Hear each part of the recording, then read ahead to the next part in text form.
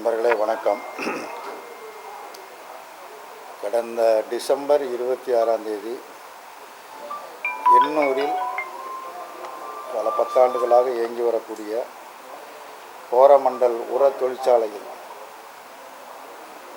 Ammonium குழாயில் வெடிப்பு ஏற்பட்டு, இந்த வெடிப்பு என்பது ஏதோ கடந்த டிசம்பரில் தான் ஏற்பட்டது என்றல்ல, அதற்கு முன்னரும் இது மாதிரியான சில விரும்பத்தகாத நிகழ்வுகள் பலவை நடந்திருக்கிறது. ஆனால் அப்பொழுதெல்லாம் ஒரு சிறிய அளவுக்கான பாதிப்பு, மருத்துவமனைக்கு போகிறது வர்றது இந்த அளவோடு இருந்திருக்குது. ஆனால் 26 நடைபெற்ற இந்த அமோனியா குழாயில் ஏற்பட்ட வெடிப்பின் காரணமாக குழந்தைகள், பெரியவர்கள், பெண்கள் மிக கடுமையான முறையில் பாதிக்கப்பட்டு மருத்துவருடைய தீவிர போராட்டத்தால் உயிரிழப்பு ஏற்படாமல் பாதுகாக்கப்பட்டிருக்கிறது. அவர்கள் அது முதல் தொடர்ந்து போராடி வருகிறார்கள். தமிழ்நாடு அரசாங்கம் அந்த உர தொழிற்சாலையை தற்காலிகமாக மூடி இருக்கிறது. இதுவரைக்கும் அது இயங்கலை, தற்காலிகமாக மூடி இருக்கிறாங்க. கிட்டத்தட்ட அந்த பகுதியில் ஒரு 33 கிராமங்கள், மீனவ கிராமங்கள் இருக்குது, மீனவர் அல்லாத மக்களும் இருக்கிறாங்க. 33 கிராம மக்களை மிக கடுமையாக பாதிக்கக்கூடிய பிரச்சனையாகும். எல்லா அரசியல் கட்சிகளும் நேரடியாக சென்று போராட்ட களத்திற்கு நேரடியாக சென்று ஆதரவை தெரிவித்திருக்கிறார்கள். இந்திய கம்யூனிஸ்ட் கட்சி சார்பிலும் நேரில் சென்று ஆதரவுகளெல்லாம் தெரிவித்திருக்கிறோம். இப்பொழுது சட்டப்பேரவையில் இந்த பிரச்சனையை அரசின் கவனத்திற்கு கொண்டு வரணும். அவங்களுடைய முக்கியமான பிரச்சனை என்ன அப்படின்னா, ஒரு 36 நாளாக தொடர்ந்து போராடிட்டு இருக்கிறாங்க. அரசு நேரடியாக ஒரு பேசாமல் இல்லை, பேசியிருக்கிறாங்க. அமைச்சர்லாம் தலையிட்டுலாம் பேசியிருக்கிறாங்க, பேசாமல் இல்லை. இந்து சமய அறநிலையத்துறை அமைச்சர் சேகர்பாபுங்கள்லாம் பேசியிருக்கிறாங்க. இருந்தாலும் ஒரு தீவிரமான முறையில் கவனம் செலுத்தி அவங்களுக்கு என்ன மாதிரியான பாதிப்பு கடந்த காலங்களில் ஏற்பட்டது, டிசம்பர் 26 எத்தகைய பாதிப்பு என்பது அதிகமாக நடைபெற்றது, என்ன செய்ய வேண்டும் என்பது குறித்து அரசு கேட்டு தகவல் இருந்து உரிய தீர்வை எட்ட வேண்டும் அப்படிங்கிறது ஒரு முக்கியமான பிரச்சனை. அதே மாதிரி ஒரு 18 பேர் மேலே வழக்கு போட்டுக்கிறாங்க. அந்த வழக்குகளை திரும்ப பெற வேண்டும் என்பது ஒரு முக்கியமான கோரிக்கை.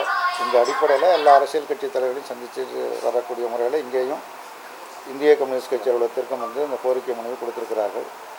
சட்டமன்றம் கூடுகிற பொழுது இந்திய கம்யூனிஸ்ட் கட்சியின் சட்டமன்ற உறுப்பினர்கள் இந்த பிரச்சனையை அரசின் கவனத்திற்கு, குறிப்பாக முதலமைச்சருடைய கவனத்திற்கு கொண்டு செல்வதற்குரிய நடவடிக்கைகளை மேற்கொள்வோம். தொழிற்சாலைகள் கூடாது என்பது அல்ல நம்முடைய நோக்கம். தொழிற்சாலைகளால் பாதிப்பு ஏற்படக்கூடாதுங்கிறது தான் ரொம்ப ரொம்ப முக்கியமான விஷயம். இப்போ ஏற்கனவே தூத்துக்குடியில் ஸ்டெர்லைட் ஆலை வேண்டாம் என்று தொடர்ந்து அந்த மக்கள் போராடி எந்தவித தீர்வும் ஏற்படாத நிலையில் கடைசியாக 13 பேருடைய உயிர் பலியானதற்கு பிறகு அது நிரந்தரமாக மூடப்பட்டிருக்கிறது. இப்பொழுது திறக்க வேண்டும் என்பதுதான் அவங்களுடைய கோரிக்கை. ஆனால் அரசு அதில் உறுதியாக இருந்து அது திறக்காமல் தடுத்து வச்சுருக்கிறாங்க. அதே போன்ற ஒரு அச்சம் இந்த மீனவ மக்கள் மத்தியில், மீனவர்கள் மட்டுமல்ல, அங்கே சுற்றி இருக்கிற எல்லா கிராமங்கள்லையுமே ஒரு அச்சம் நிலவுது. தூத்துக்குடியில் ஏற்பட்டது மாதிரி இங்கேயும் பெரிய அளவுக்கு பாதிப்பு ஏற்பட்டு போய்விடுமோ. ஏன்னா இந்த பாதிப்பு அப்படிங்கிறது உடனடியாக 100 பேரை கொண்டுறாது, அணுவாக கொண்டு விட்டுருக்கோம். அதுதான் இருக்கிற முக்கியமான பிரச்சனை. மெல்லமாக சாகடித்து கொண்டு இருக்கும். ஆகவே அப்படிப்பட்ட ஒரு நிலைமை ஏற்படாமல் ஒரு நிரந்தர பாதுகாப்புக்கான ஒரு ஏற்பாடு என்று சொல்லுகிற பொழுது அது நிரந்தரமாக மூட வேண்டும் என்பது அவருடைய கோரிக்கை. சரி, நிரந்தரமாக மூட முடியாது, அதுக்கு வாய்ப்பு இல்லைன்னா மாற்று என்ன என்பது குறித்து அரசு தரப்பு யோசிக்கணும். நாங்கள் அதுக்குரிய கருத்துக்களை சொல்வதற்கு நாங்கள் தயாராக இருக்கிறோம் அப்படின்னு அவங்க தொடர்ந்து சொல்கிறாங்க. ஆகவே உங்களுடைய கோரிக்கை குறித்து அரசின் கவனத்திற்கு கொண்டு செல்வதற்கும், சட்டமன்றத்தில் இந்த பிரச்சனை குறித்து சட்டமன்ற கட்சியினுடைய சட்டமன்ற உறுப்பினர்கள் அது குறித்து அரசின் கவனத்திற்கு எடுத்து செல்லக்கூடிய முறையில் எங்களது இந்த கோரிக்கை குறித்து பேசுவார்கள் என்பதையும் தெரிவித்துக் கொள்கிறேன். அது பார்த்துக்கலாமா? இந்த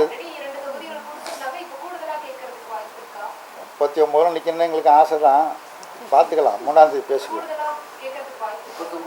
அதான் 39, தமிழ்நாட்டில் 39 சீட்டு இருக்குமா, பார்லிமெண்ட் சீட்டு. 39லேயும் நிற்கிறதுக்கு வாய்ப்பான கட்சி தான் இந்திய கம்யூனிஸ்ட் கட்சி. 3ஆம் தேதி பேசிக்கலாம்.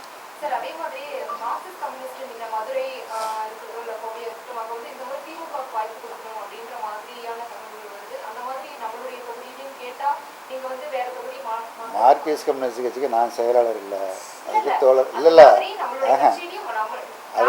அதுக்கு அதுக்கு அதுக்கு செயலாளர் பாலகிருஷ்ணன். இந்திய கம்யூனிஸ்ட் கட்சிக்கு நான் செயலாளர். நாங்கள் கூடுதலான இடங்களை கேட்பதற்குரிய முயற்சிகளை மேற்கொள்வோம். அதெல்லாம் இப்படி ஒரு பிரச்சனையாக வாதிக்க முடியும். உட்காந்து அவங்களோட பேசி எங்களுக்குள்ள வாய்ப்புகளை சொல்லுவோம், அவங்களுக்குள்ள வாய்ப்புகளை சொல்லுவாங்க, சாதக பாதங்கள் எல்லாத்தையும் பேசி ஒரு சுகமான முறையை எட்டுவோம். நோக்கம் என்பது தமிழ்நாட்டில் ஒரு இடத்தில் கூட பிஜேபி ஆதரிப்பவர்களோ வெற்றி பெறக்கூடாது. திமுக தலைமையிலான மதச்சார்பற்ற முற்போக்கு கூட்டணி தமிழ்நாட்டில் 39, பாண்டிச்சேரி சேர்த்து சொல்லுவாங்க 40 வெற்றி பெற வேண்டும் என்பதுதான் எங்களுடைய நோக்கம். ஜெயக்குமார் சொல்லும்போது தமிழ்நாட்டிலே இந்தியா கூட்டணியில் ஒரு விரிசல் ஏற்படும், இந்தியா கூட்டணி பிளவுபடும் சொல்றாரு. ஜெயக்குமாருக்கு ஏராளமான ஆசைகள் உண்டு. அந்த ஆசையை போய் நம்ம ஏன் கலைப்பானே?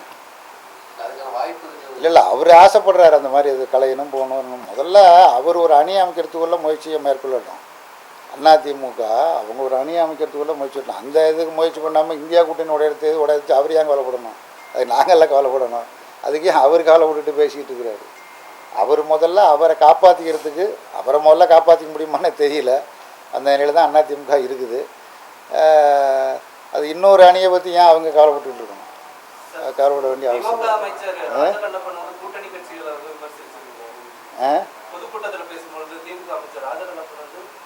கட்சிகளை விமர்சிச்சிருக்காரு. சீட்டு கேட்கறது மட்டும் தான் வராங்க, தொகுதிகளில் எந்த வேலைகளுமே செய்யறது இல்லை. திமுக காரங்களுக்கு அந்த தொகுதிகள் காங்கிரஸை பத்தி பேசும்போது கூட்டணி கட்சியை பத்தி சொல்ல காங்கிரஸ் சொல்லும் போது அந்த மாதிரி பேசுறாரு. அது புதுச்சேரியில பேசுறாரு. அதுக்கு அழகிரி பதில் சொல்லுவார்.